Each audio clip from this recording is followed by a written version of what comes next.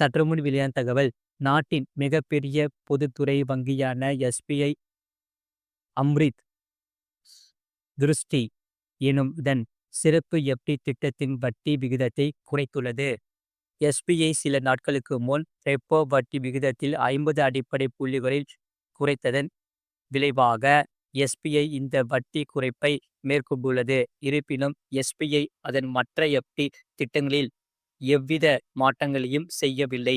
SBI மட்டுமின்றி HDFC, ICICI வங்கி, கனரா வங்கி உள்ளிட்டவையும் இதுபோன்ற சில மாற்றங்களை செய்துள்ளது. அந்த வகையில் தற்போது இந்த வட்டி குறைப்புக்கு பின் எஸ்பிஐயின் அம்ரித் திருஷ்டி சிறப்பு எஃப்டி திட்டத்தில் பொது வாடிக்கையாளர்கள் மற்றும் மூத்த குடிமக்கள் ஆகியோர் எவ்வளவு முதலீடு செய்தால் எவ்வளவு வருவாய் பெறுவார்கள் என்பதை இங்கே பார்ப்போம். எஸ்பிஐ அம்ரித் திருஷ்டி எஃப்டி திட்டத்தின் கால அளவு 444 நாட்களாகும். இதில் வழக்கமான எஃப்டி திட்டத்தை விட அதிக வருவாய் வரும்.